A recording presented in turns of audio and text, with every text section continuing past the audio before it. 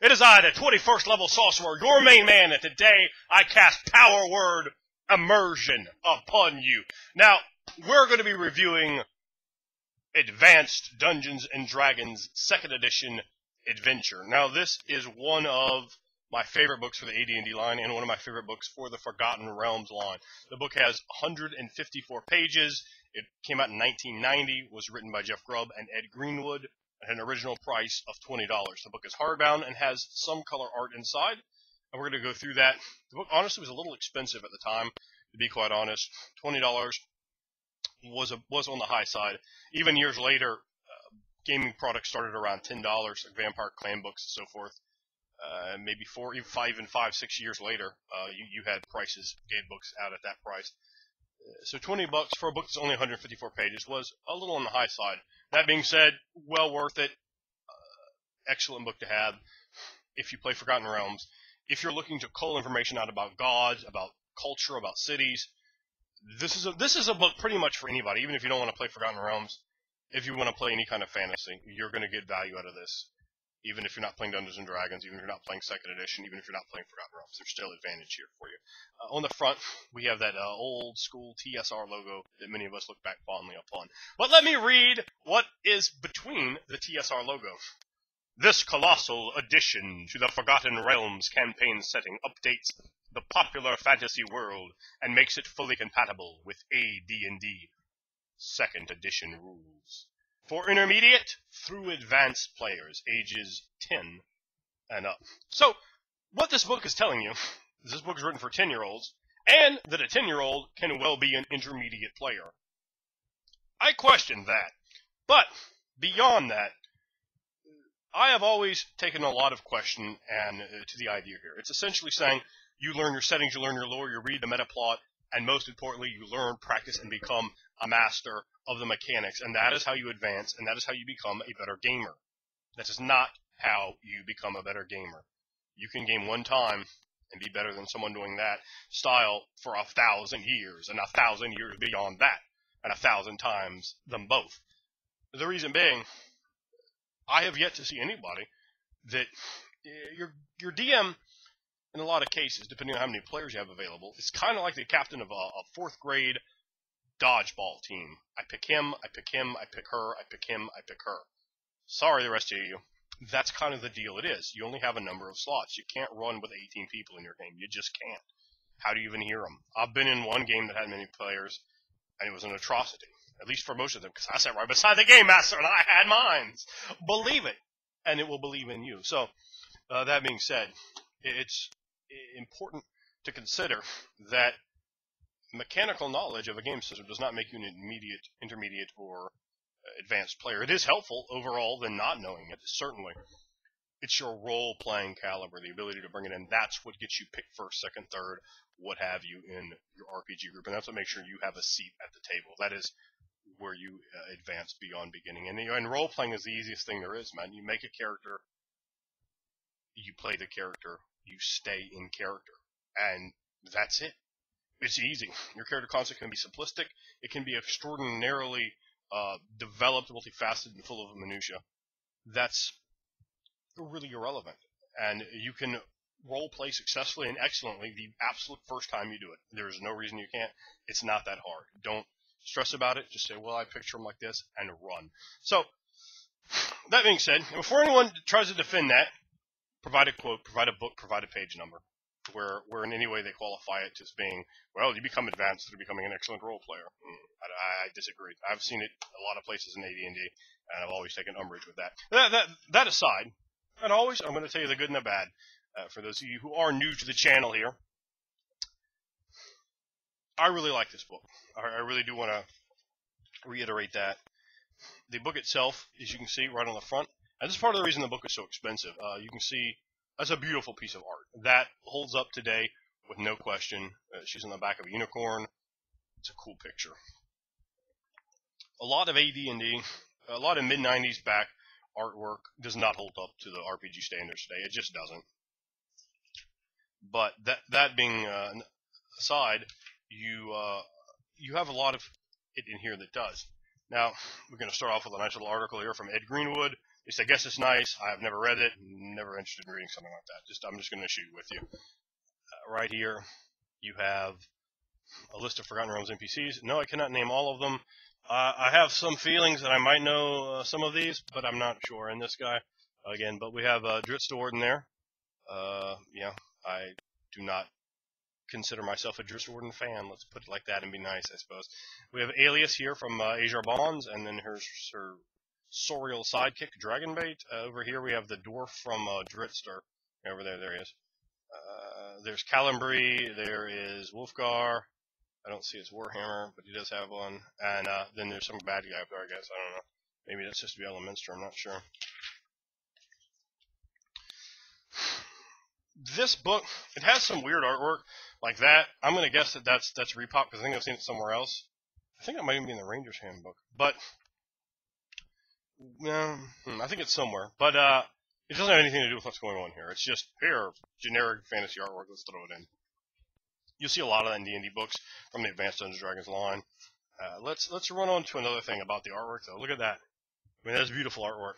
That being said, though, they would repop, like I said, that artwork over and over and over again. You would see it a lot. And that's something that I wasn't always too fan of. This picture has given my gaming group a lot of laughs over the years, because it's just so ridiculous. Like, we sit there and role play out, like with that dragon and the two orcs and the beholder are doing over here as the party's coming in.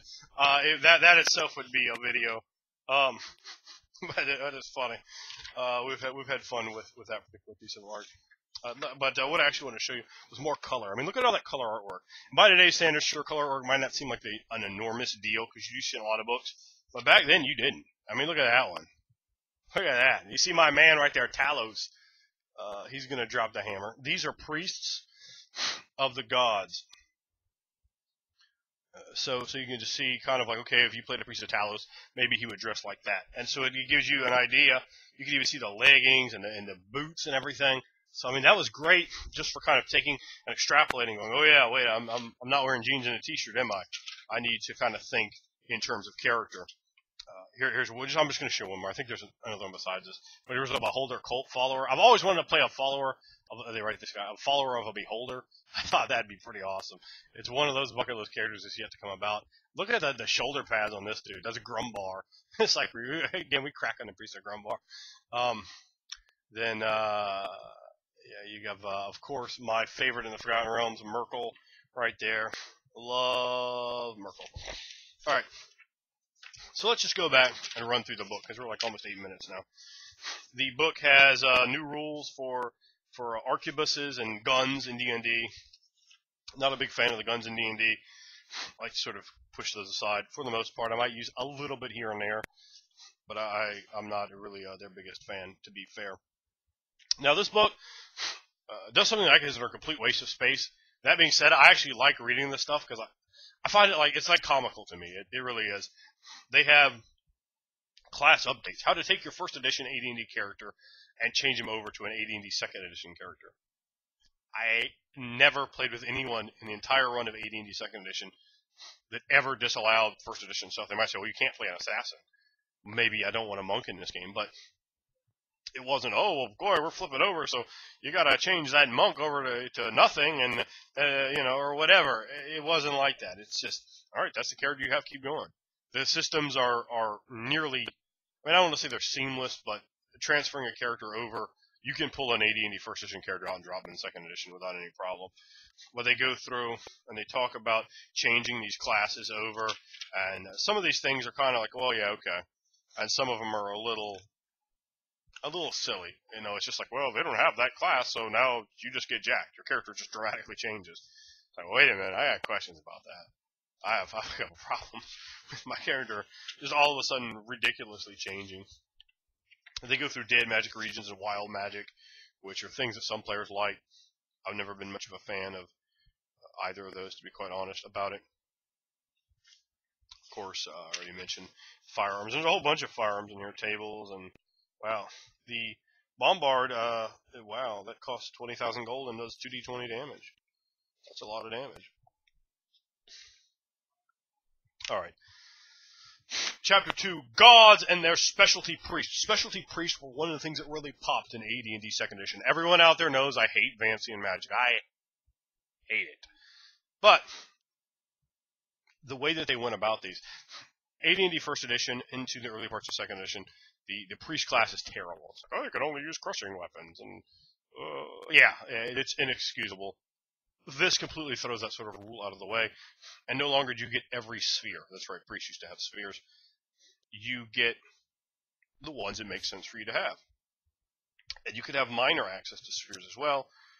The cleric, it would show what kind of magic items they could have, what sort of armor they used, what kind of weapons they used, and then they would get special powers. You know, some of them could turn undead, some of them couldn't, but they'd have special powers beyond that, and that really helped to capitalize on the feel and the flavor and to really make them more unique, more interesting, filled with more flavor. And this has a ton of the different gods that you're going to want to play in Forgotten Realms, and it outlines most of them with specialty priests. Some don't have specialty priests, like Shantea. Specialty priests of Shantea are druids. Okay, well, yeah, okay.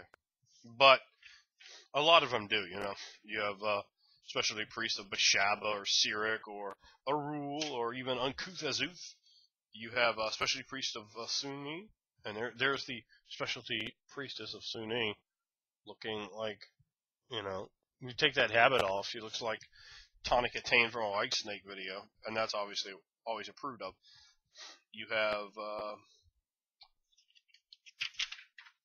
all the different little holy symbols, of course, you can see there too in the book, which really help. All those visuals just help give you great stuff. Here is some artwork that is appropriate because we have Umberlee. They're coming out of the sea to punish people, so that makes sense to include that in the book. Although it's not beside Umberlee, which is a little odd, but that beside it is still very appropriate to that section versus some of the just a random encounter artwork that they have through the book. And don't get me wrong, I mean, that artwork is okay. Here's another funny picture. Sounds like, I'm a wizard. This guy's like, oh yeah? Well, how about I just set up a gun and shoot you in the mouth? I would love to see like an accompanying artwork with a wizard with his face completely blown off after getting blasted with the arquebus. Now, I don't know who has time to set up that gun while the wizard's casting the spell. And I don't know what wizard would walk right into a gun to cast a spell, but clearly something has happened here that is quite questionable. You even get some of the dead gods, and it goes through elemental cults, beast cults, Cult of Ao, the dead three, Baneball and Merkel, to really let you have a lot of these things. And of course, the non-human gods, those are monster mythology, which is also reviewed on this channel. Check out monster mythology on this channel. They go through magic in the realms and tell you about some differences they have with general wizards or necromancers or invokers or what have you. There's, of course, whenever you have a publication, even if it is the Forgotten Realms, trying to cover it in 154 pages, why not some new spells? I've never been a fan of the way Dungeons & Dragons and seemingly every edition of the game just dumps tremendous amounts of spells everywhere. Make just normal books of spells. Put them with their stuff. For me, you know, there's so much more information they could have included in gods on this. There's so much more information they could have included on the realms. And I do see a lot of wasted space in here, which is the one big knock I'd have on the book. It just kind of goes in all sorts of different directions. In fact, I'm still flipping through pages of spells. I mean, there are pages of spells in here. While you might say, oh, I want some more spells, to me, they need to be collected and put into a book. And at some point in every edition, that's what happens. They collect the spells out of all the books and put them into another book of spells because it's incredibly inconvenient to have 19 books stacked. Oh, I have that one spell from that book, and this one from the fighter's book, and this one over here from the book of elves, and this one from the book of half demons. You know, I mean, what have you? It's going to have spells, and it's a poor organization idea. Then they collect those spells, don't have to do anything other than just take the same information, put them all in a book, and sell you that book because it's so incredibly convenient that you're going to go ahead and buy it. So overall, I'm on to you, D&D, on this one. I'm not a fan of it. You'll get this map, 2 pages. This is not everything in the Forgotten Realms by a long stretch. There is information to the south. There is information to the north or area. Still, that's a lot of it. And you definitely don't need any more than that to run a game. That is a lot of area. You have Baldur's Gate on the map. You have Tilverton and Shadowdale, Hillsfar, Zental Keep, Mulemaster. You have Tantris, of course. a lot of different plus Suzail, a lot of these different. There's a bunch missing. We don't have Waterdeep on here. You see a wizard riding a dragon. Maybe that's just a drake or a wyvern or something. Maybe it's a wyvern. It doesn't seem to have additional set of legs. Still, that's a pretty styling way to fly. I mean, you just style somebody like, yeah, I got a wyvern. Yep, that's all we need to know. Maps of the cities. Okay, you're gonna go to Arabelle. That's what it looks like. And not only does it have maps, but it'll go through who rules and who really rules. So it's like telling you, okay, this is the public face that you know, but then for the DM, and these individuals are really, they're really running shop in this city, in this setting. It brings up some, tells you what the population is. Like in this city, it's just under 17,000, and it says current tax roll. So that gives you even more information. Then it goes through that sort of thing. It talks about the races that are there, some of the important characters. I love the way that they did this stuff. This really enchanted my mind, as I'm sure you can tell, the loving way that I'm pouring over the majority of this context. It will give you a lot of stuff to just kick off. Okay, they're going to Arabelle. What can I do? All right, I got something now. Almost every one of these cities should give you something. Of course, there's Baldur's Gate. Let's go around the gate, get it straight. The water. Baldur's Gate has a. See if I can do them off the top of my head. It's just 3: a temple to Gon, a temple to Mora, and a temple to Umberley, or in the city. Let's just have a quick look and see if I got that one right.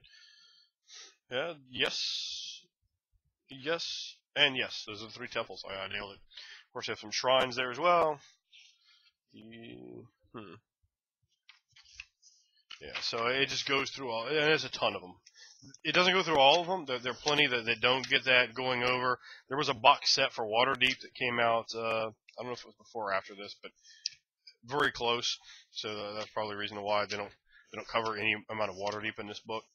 Though Waterdeep itself, got an entire box set, so you get a lot of information. Here's some heraldry symbols for the realms.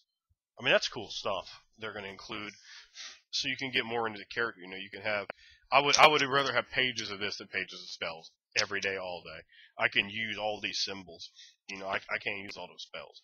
I really don't have any interest in spell after spell after spell. This is much more creative, much more interesting information, in my opinion. Oh, the sigil of Lord Manshun of the Zentarium. Look at that. I mean, look at that kind of detail. Even though that's just kind of a piece of art, it can kind of help suck you into the setting.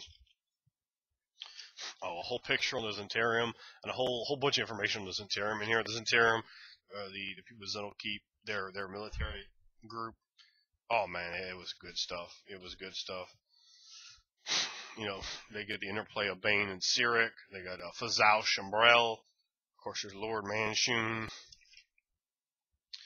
You get the Beholders and how they work into there.